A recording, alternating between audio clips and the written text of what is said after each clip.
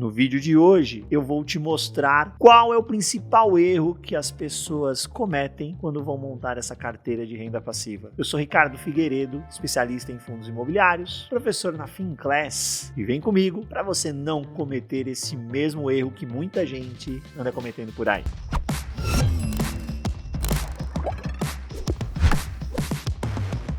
Vamos lá, para começar, a gente precisa entender que basicamente a gente separa o universo de fundos imobiliários em dois grupos. O FII de tijolo e o FII de papel. Aqui as pessoas acabam cometendo muitas vezes um erro que eu vou mostrar mais adiante, pode custar muito caro na construção de uma carteira de renda passiva quando você faz uso desta renda no seu dia a dia. É importante ficar esse disclaimer na abertura, antes que vocês já aproveitem o espaço dos comentários aí para tirar conclusões precipitadas, que eu vou mostrar aqui é um erro comum que é cometido por pessoas que estão fazendo uso da renda no seu dia a dia. Elas montam uma carteira de fundos imobiliários que é incompatível com esse uso. Você não está reinvestindo os rendimentos. Então, fundo de tijolo, fundo de papel. No fundo de tijolo, você tem lá o patrimônio do fundo, é essa barrinha aqui, ó. Eu vou chamar de PL, patrimônio. No ano seguinte, então aqui é o ano 0, aqui é o ano 1. Se você comprou um bom fundo de tijolo, você espera que isso aqui suba um pouquinho, pelo menos reponha a inflação. No ano seguinte, você espera que além desse daqui que ele já teve no primeiro ano, ele novamente traga pelo menos a inflação, tá certo? E assim sucessivamente. O que eu quero te dizer é que a gente espera que ano após ano, o bom tijolo vá repondo a inflação. Não necessariamente é este reloginho. Pode ser que de um ano para o outro, inclusive, caia a depender de condições macroeconômicas e condições do mercado imobiliário. Mas se você tem um bom tijolo ao longo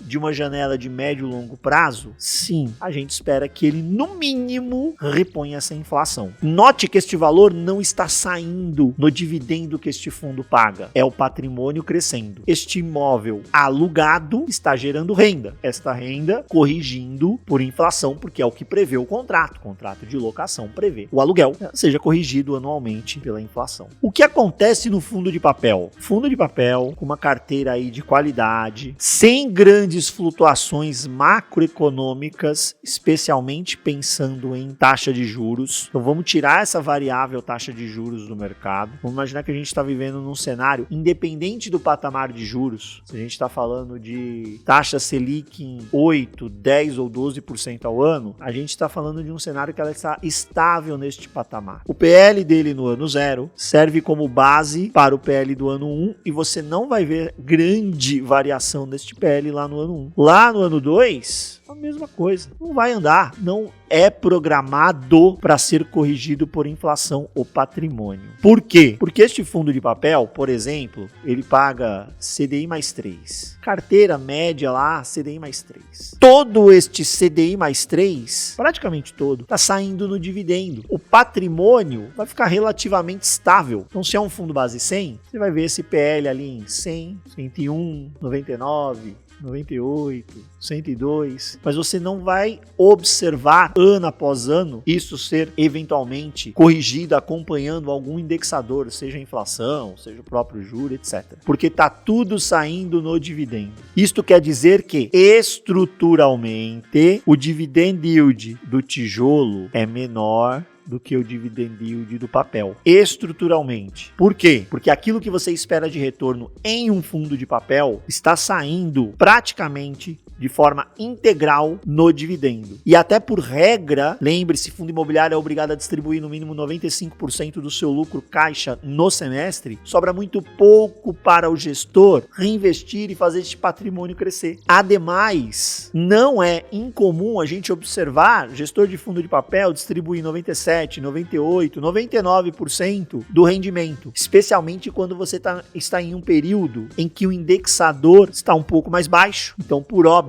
a distribuição tende a ficar menor e aí ele vai para esse limite de 100% para tentar manter o dividendo mais alto possível ali, o que é super normal, só que sobra menos ainda para reinvestimento para fazer o patrimônio crescer. Fundo de papel, o patrimônio cresce basicamente por novas emissões. Um fundo de tijolo, se você não tiver a gestão ativa, a venda dos imóveis ali no meio do caminho, o bom tijolo fará com que naturalmente o patrimônio deste fundo cresça. Naturalmente. Aí quando tem a venda, a parte que é lucro, né, o pontilhado que eu coloquei para vocês aqui, a parte que é lucro vira dividendo e vai para o cotista. Mas antes disso, é o racional que eu coloquei na tela para vocês. Então, estruturalmente, o dividend yield do fundo de tijolo é menor do que o fundo de papel. Ah, Ricardo, mas eu tenho um fundo imobiliário aqui de tijolo que está pagando mais que muito fundo de papel aí. Volta aí alguns segundos no vídeo. Estruturalmente, na média da indústria, né? Especialmente quando a gente observa janelas de médio e longo prazo. Mais uma vez, por quê? Porque quando a gente observar o retorno total de um fundo de papel é basicamente aquilo que ele gera de dividendo. Você vai conseguir incrementar algum ganho de capital se você for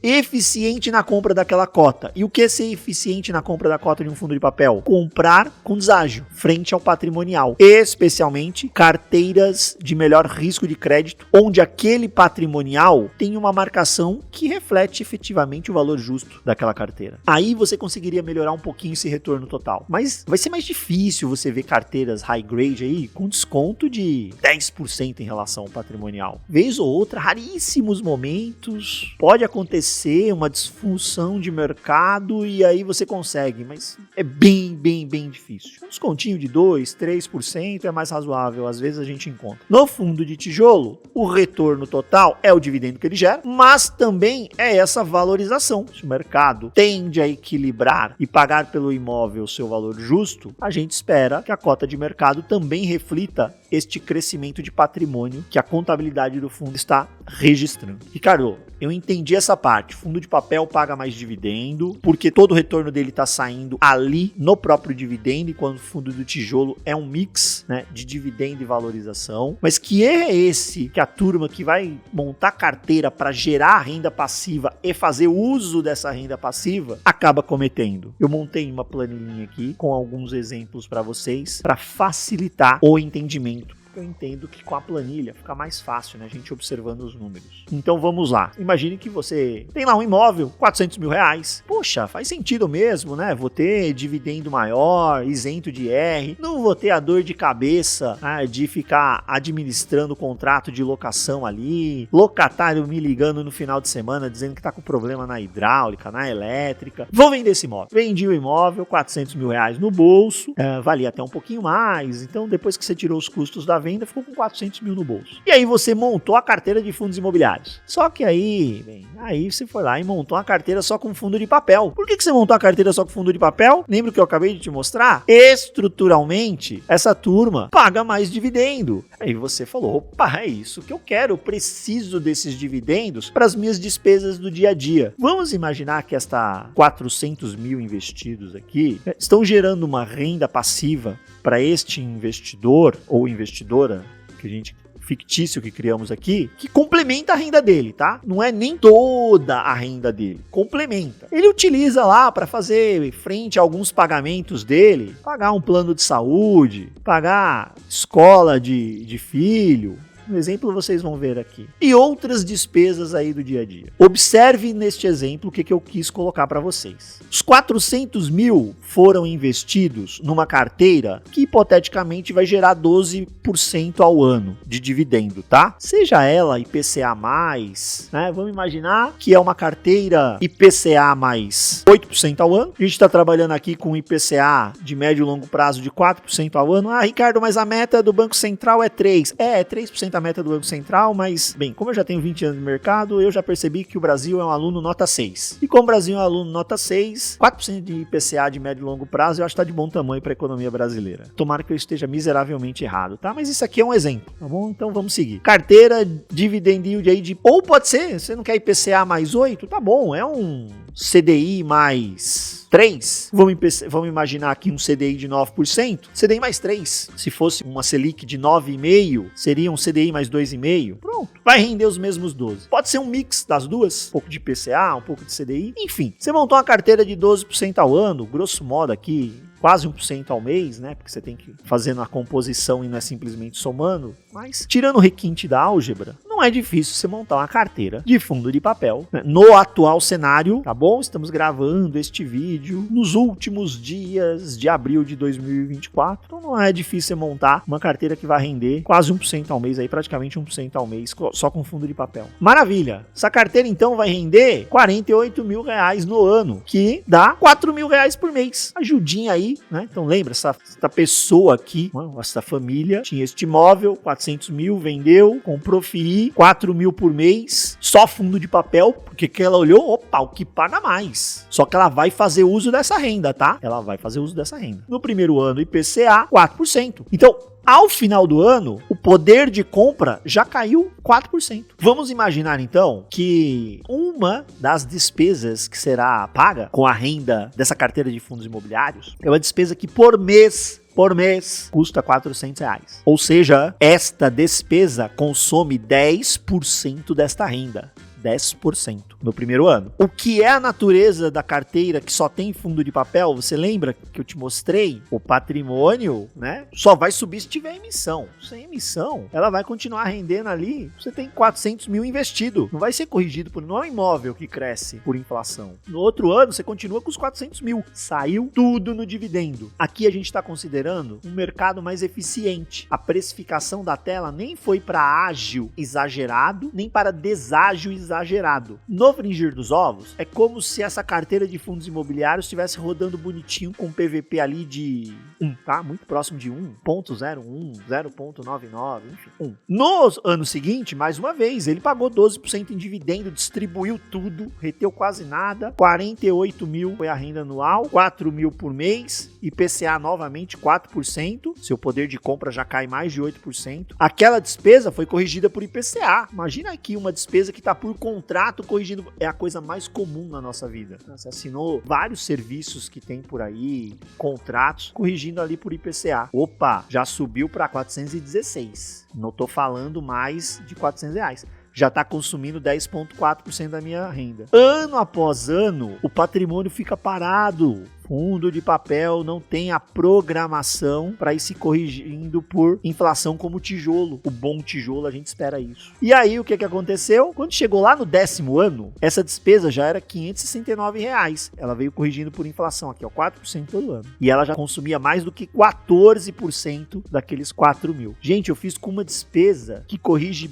bonitinho o IPCA, mas a gente sabe que existem importantes despesas no nosso dia a dia que corrigem acima do IPCA. Isso não quer dizer que o IPCA não serve para nada, que não reflete a realidade, não é isso. O IPCA é uma cesta que tem lá mais de 400 itens pesquisada todos os meses nas principais capitais brasileiras. E essa cesta foi montada conforme uma pesquisa chamada POF, Pesquisa do Orçamento Familiar, com os brasileiros e brasileiras, para tentar refletir a realidade, o que a população está consumindo. Então tem de tudo ali. No IPCA tem arroz? Tem feijão? Tem laranja? Tem pneu de carro? Tem. Ah, mas aquela família não tem um carro, mas existem famílias que têm, então tem consumo. Pesa menos, óbvio, pesa bem pouquinho, mas algum peso tem. Tem plano de saúde? É toda família que paga por plano de saúde? Não, mas tem plano de saúde. E aí eu trouxe aqui um exemplo de plano de saúde. Vamos imaginar que no primeiro ano, destes R$4.000 aqui, que esta família tinha nesta carteira de só tem fundo de papel, ela usava R$600 para pagar mensalmente o plano de saúde. Então lembra, a renda mensal era 4 mil, ela estava usando 600 no plano de saúde. Representava quanto? 15% da renda. 15%. Nesta coluna aqui, eu trouxe o reajuste do plano de saúde, conforme consta lá no site do IBGE nos últimos 10 anos. Nos últimos 10 anos, o reajuste médio de plano de saúde no Brasil foi esse. Ricardo, o meu foi mais. Nos últimos 10 anos, o reajuste médio de plano de saúde foi esse. Tá lá no site do IBGE. Ninguém vai brigar comigo, tem que brigar com o IBGE. Aí no primeiro ano, 9%. Opa, esse cara aqui, então, no segundo ano, ele já corrigiu esses 9 aqui, ó, 673. Aí ele foi corrigindo. Quando chegou no 10º ano, você continua com uma carteira que te gera 4 mil por mês. Teu patrimônio tá paradinho. E agora o plano de saúde, ele não consome mais 15% dessa renda. Ele consome 32% dessa renda. 32% dessa renda. E fora plano de saúde, há 10 anos, tinha uma criança com idade escolar começando, educação infantil. E aí custava lá R$500. Escola então, gente, plano de saúde, escola, tem pra tudo quanto é preço e tudo quanto é bolso. Coloquei aqui um valor X, R$500 de mensalidade. E também pense, especialmente o pessoal que tá nas grandes capitais, tá? São Paulo, Rio. Ah, Ricardo, aqui não tem escola de R$500. Esse é o preço de morar na capital, né? Numa grande capital. Se você for pra uma cidadezinha do interior, de um estado até menor, não sei se R$500, talvez 600, enfim, mas não vai custar a mesma coisa do que em São Paulo ou no Rio. Voltando aqui no nosso exemplo hipotético, R$500. Era 12,5% da renda. Consumia 12,5% lá dos R$4.000. Só que os 4 mil não mudam, a carteira só tem fundo de papel, o patrimônio não cresce, vai render ali 12% ao ano. E aqui eu trouxe a inflação da mensalidade escolar. Isso aqui é uma média. Educação infantil, educação básica, ensino médio, enfim. Isso é uma média. Mais uma vez, está lá no site do IBGE, últimos 10 anos. Reajuste nos últimos 10 anos. Então, 11% no primeiro ano, 10% no segundo, 11% no terceiro, né? Eu tenho filho em idade escolar, eu sei muito bem como isso daqui funciona. E lá no 10º ano, aquele negócio que consumia 12,5% da sua renda está consumindo 25%, o dobro. A inflação de saúde nos últimos 10 anos, 137%. Olha o IPCA quanto era. 48% nesse nosso exemplo hipotético, ficando em 4% aqui. Mas saúde do jeito que foi, 138%, 124% educação. Quando você soma os dois, olha só que interessante. Saúde e educação representavam 27,5% daquela renda. Passados 10 anos, 57%, quase 58% da renda. Quase 58%, mais do que dobrou o peso. Tudo isso para te dizer que se você montou uma carteira que só tem fundo de papel, você montou uma carteira que está programada e você usa a renda, presta bem atenção, você não está reinvestindo dividendos, você está usando a renda. Você montou uma carteira que está programada para perder poder de compra ano após ano, sucessivamente. No primeiro ano, vai doer pouco, você mal vai perceber, a não ser que a gente tenha um IPCA absurdo, completamente fora da curva, mas talvez você mal perceba. Mas com o passar dos anos, 5 anos, 10 anos, vai ser absurdo isso daqui, ó. Se eu considerar essas 3 contas, então, eu tinha 10 com 15,25, aqui a gente estava falando de 37,5, certo? Passados 10 anos, nós estamos falando de mais de 70%, quase 3/4 da renda nessas 3 contas. Era menos de 40, passou de 70 depois de 10 anos. Este é um erro muito comum. Este erro acontece quando a pessoa olha só para dividendo. E na fase de usufruto, quando ela precisa de renda, se aquele investimento é para lhe gerar renda e ela precisa da renda, a pessoa, investidora, fica tentado a montar aquilo que gera mais renda no curto prazo. E a gente observa que a médio e longo prazo, o resultado pode ser catastrófico. Pode não. Será. É por isso que mesmo na fase de usufruto, quando você já está usando os seus dividendos para fazer frente às suas despesas de dia a dia, é importantíssimo que a sua carteira de fundos imobiliários esteja equilibrada entre fundos de papel e fundos de tijolo. Ricardo, desse jeito aí eu não vou botar nenhum fundo de papel na minha carteira, vou pôr só fundo de tijolo. Então não, fundo de papel é importante. Fundo de papel, lembra, ele não tem um dividendo maior, então ele ajuda a melhorar o rendimento médio da carteira. Fundo de papel estruturalmente tem menos volatilidade do que fundo de tijolo. As boas carteiras, fundo high grade, e menos volatilidade. Então ele ajuda a baixar a volatilidade, o chacoalho da carteira. Mas não dá para montar uma carteira só com ele, especialmente na fase de usufruto. A não ser que você tenha uma disciplina gigantesca de tirar um pedaço do teu dividendo de todos os meses e reinvestir, porque você sabe que um pedaço daquilo é inflação e tem que voltar para o patrimônio para você não perder poder de compra. neste nosso primeiro exemplo aqui, ó, o poder de compra caiu quase 50% em 10 anos, olhando só para o IPCA. Se tudo que você comprasse fosse corrigido pelo IPCA. E a gente sabe que não necessariamente, né, a depender da tua cesta individual de consumo, o IPCA efetivamente reflete. Pode ser que seja maior. Se você tem mais peso de gasto de saúde, se você tem mais pesos de gasto de educação, por exemplo, do que está embutido lá no IPCA, invariavelmente estes itens vão acabar fazendo com que a tua inflação seja acima do IPCA, acima da média nacional. Coloca aí nos comentários se você toma estes cuidados, você que já está em fase de usufruto, que usa os dividendos do teu fundo imobiliário, se você toma esse cuidado de ter um mix de tijolo e papel, e mais tijolo do que papel na tua carteira. Você que ainda não está na fase de usufrutos, coloque para mim aí, se você estava pensando em montar uma carteira só com fundo de papel, porque paga mais dividendo quando chegasse na hora de usar a renda que o fundo imobiliário te gera. E também não se esqueça de colocar nos comentários o conteúdo que você quer ver aqui no canal, porque seguramente a gente vai voltar aqui com mais conteúdo de fundos imobiliários para vocês. Gostou do conteúdo? Gostou do vídeo? Peço para você só aquele like bacana, porque o dividendo do fundo imobiliário não é tributado e o like também não é tributado. Então a gente pede o like para vocês, se inscreva no canal, clique no sininho para ativar a notificação, você ficará sabendo quando publicarmos novos vídeos aqui para vocês. Te espero no próximo vídeo. Um grande abraço, até a próxima.